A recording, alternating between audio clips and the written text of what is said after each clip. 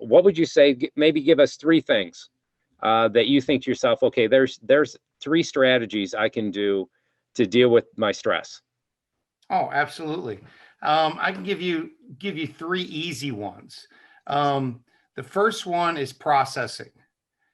Should I be stressed about this? Can you do anything about it? Do you just accept it? You can't change the weather here in Minnesota. You can get on a plane and move for a week like I did, but you can't change that. So a lot of it's processing. Yeah, if it's the day before your taxes are due, it instead of stressing about it, call your accountant. Can I do something about it? Oh yeah, you can push it off for 6 months. Okay, start processing it. Learn. The number one thing with fear is the fear of the unknown. The more we know about things, even though you think you should be afraid of your opponent if you're in a football game or a boxer, but the more you know about it, the lower the fear is. The fear of the unknown creates anxiety. So like when my kids, I'm afraid of going to the school today. It's the first day of school. Guess what we did the day before? We drove there. Okay, here's the parking lot. Here's the door we're going into. I know when I do public speaking, I always get there the night before. I walk in and say, okay, where's the projector? How many seats? Where's the bathroom? Where am I going to have my coffee cup? I do that. So you go through these rituals so you can become familiar. And as you say, do the research, do the education of yourself to lower that. It's very important. So people right now, if whatever the stress is in your life, like you say, oh, my kids or my husband or this, okay, what can you do about it? They always throw out the what. Well, I can't do anything. And then you ask, is that true? And of course, it's never true. You can get help. Like you said, humans are social beings. Call in the troops. Okay, I can talk to a psychologist, a marriage counselor, my priest, my minister, my rabbi. I can bring in anybody. Who can I talk to help me with the situation? You'd be amazed at how many patients, I'm sure it's with you, Doc, who call me, said, yeah, my grandma has this type of cancer. What should we do? And I'm a chiropractor. And I said, okay. It's like, I may be a chiropractor. I know nothing about oncology, though I do. But I said, I want you to do A, B, and C. Here's the doctor you go to. Go see if you can get into this hospital. I've heard good things. You pull in your resources. So that's the first thing. One, process, pull into your resources. The second thing is move. When you're sympathetic, when you're in fight or flight, stress, the fastest way to burn it off, quote unquote, is to move, work out. I don't want to lift weights. You don't have to lift weights. Go for a walk. Go up and down. Oh, it's freezing outside. It's minus 17. I live in Minnesota. Do you have stairs in your house? Of course you do. Go up and down them 50 times today. 50 times. I want you to go up and down. Get moving. Throw a yoga tape in. You can download a YouTube video. You have to move. 100%. 100%. Yeah. Let me just add this, as far as cold temperatures, I mean, do you have a hat? You have mittens? You got a jacket? You got a mask? I'm sure you got a mask. Got probably 20 of them. I recently got into this ruck packing, right? I load my backpack up with about 30 to 40 pounds, throw it on my back. I get all my outfit on. Buffalo's a little warmer than Minnesota, but it still gets pretty nasty. And we have a bike path, and it's oftentimes covered in, they plow it occasionally, but once in a while it's just ice and stuff. So I bring crampons. People don't know what those are. There's a rubber mesh that goes around your shoe and has metal spikes on the bottom. I bring those with me. I bring two different types, a really spiky one, then one just kind of for ice. Sometimes I'm taking them off because to get out there, it's not as bad. But when you got that much weight in your back and you're going for a walk, I just love that feeling of dragging that weight around. And it gets me ready for my Rocky Mountain hikes too, all the musculature of the back and everything from holding on that backpack. And I get out there and I think, I'm breathing fresh air. I'm getting maybe some sunshine. Maybe not a lot of my skin is exposed. My eyes are at least seeing it. I'm getting visual stimuli from seeing different trees moving. And there goes a rabbit. There goes a chipmunk. And it's better than sitting on my treadmill, watching educational videos even though those are phenomenal, it's half the reason I can talk intelligently about this kind of stuff. I'm always researching and stuff, but to get out there and feel that, get into nature. For some people, that's not possible. I understand that you have orthopedic issues, you got all kinds of problems. But for anybody that's able to get out there and just go for a walk with a little bit of weight on, you get a weight vest. I do the backpack because I want the muscles of hiking, because I use a backpack when I hike. But a weight vest is going to distribute that weight evenly. I tell all my osteoporotic women, get a 10-pound weight vest, wear it around the house, get your bone density checked. Let's be scientific.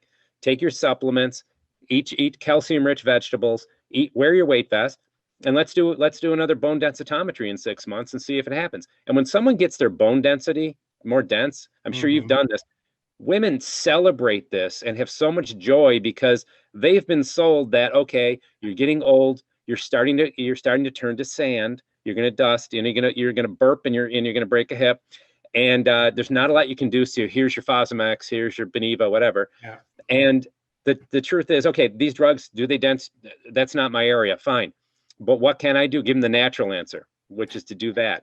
But like you're saying, moving, the parasympathetic and the sympathetic nervous system, part of the autonomic you're talking about, but people should just be aware of these. It's not that difficult. And the parasympathetic is going to be where you're going to cool off, digest, be creative. That's the beautiful stuff. If you always live there, you'd get pretty soft though, right? Because you're not going to be motivated to do much in that state, but you will digest your food, get it into your muscles so you can build them up when you turn on the sympathetic, which is more stressful. And I know sports, I've read this interesting article about how when someone's in the zone in sports, they're actually playing in their parasympathetic nervous system, where most of the time you want the fight, flight, the action, like a football player is going crazy out there. Like you say, yell at a football player, right? He's going to go out there and he's going to perform, but don't make him write a composition about Plato or Socrates after screaming in his face, especially if he's not real aware of that information. He's got to really strain to get it. It's not your time, right? But yeah, to get out there and burn off what you are designed to be. I get what you're saying. So that's number 2, is to move. Yeah. Awesome. What would you give us for number 3? So for number 3 is a little different. Make sure you have those things in your life that balance your nervous system. Of course, me and you are chiropractors. We're going to go right to chiropractic, massage therapy, yoga. Do you meditate? Do you go to church? Look at your lifestyle. You have to have a balanced lifestyle. So, if you have a scale and you're imbalanced, if something's way up here, you have to put something on the other side. For example, when I know I have a stressful week at the clinic, I take more naps. I do. I actually schedule them. I'm like, you know what? On Thursday, I just got up from a nap. Sorry, I just got up for a nap. I don't know if you sent me these questions ahead of time, but I'm like, nope, I need a nap. It's been a rough week. We're busy. I'm going to schedule an hour or half an hour where I take care of myself. That self-care, that's the big term they use now. It's like they call it self-care, and I think it's just being smart, is you have to build that in. Now, it's just not exercise. I mean, you have to go get your adjustments. You have to get your acupuncture. Whatever that is, you have to have something that balances the scales. And that includes food, right? So, if you're going to have a stressful day, if you have a test or something going on, your boss is going to require something, the couple of days before, you should be eating the best, right? You should be sleeping the best. Treat yourself as an athlete. We just got through the Super Bowl, and everyone's freaked out because some Masters guy, 43 years old, went down to a team that was crap, and in 1 year turned them around in a pandemic. Now, whether you like Brady or not, and I know you don't like him because you're from Buffalo, but whether you like not true. But a lot of people are like, oh, he keeps winning. Well, of course. Right. Why aren't we studying what he does? Exactly. Study the winners. And what did the winners do? When right before the Super Bowl, he texted everyone on that team weekly, 55 players, and said, stay focused, stay on it. How's your diet? How's your sleep? This is a true story. I know some people on the inside.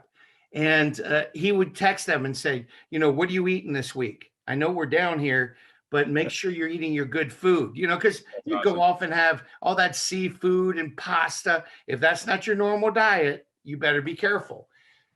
That type of winning, that type of balancing out the scales is what you need to deal with stress. If it's, you're not going to avoid stress. You're not going to avoid stress.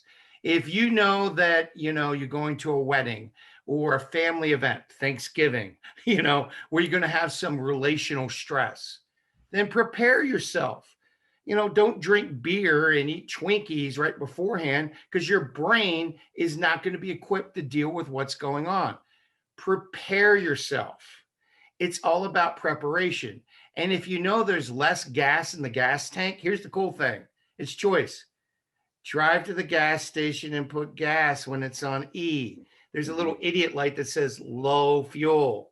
Why don't you do that? We all know that. We all have that. It's called symptoms.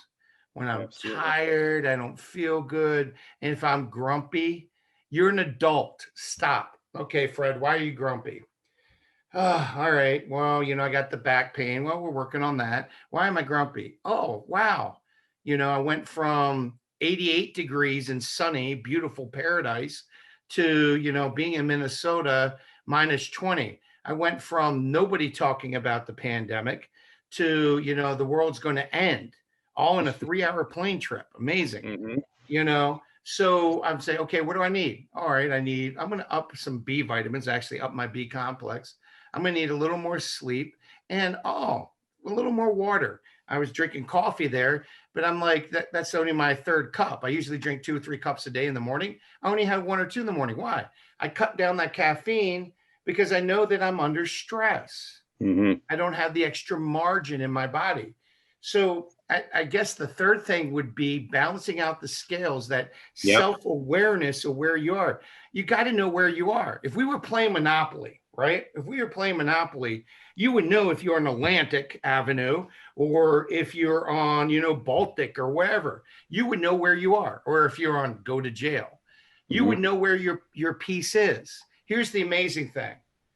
If you're watching mainstream media instead of the man or woman in the mirror, guess what? You don't know where you are. You're listening to someone telling you where your piece is on the game board. You know what? Look down at your feet. Where are you? If you're a 25, 35-year-old healthy person who only gets 1 cold every 2 years, you shouldn't be scared. If you're a 25, 30, 40, 50-year-old who's on 2 medications, including high blood pressure medication, you have diabetes, you have IBS, you have lung problems, and you're overweight, look at your feet. Yeah, you should be scared. Let's do something about it. That self-analysis is so important for stress. Take that fear and put it into action.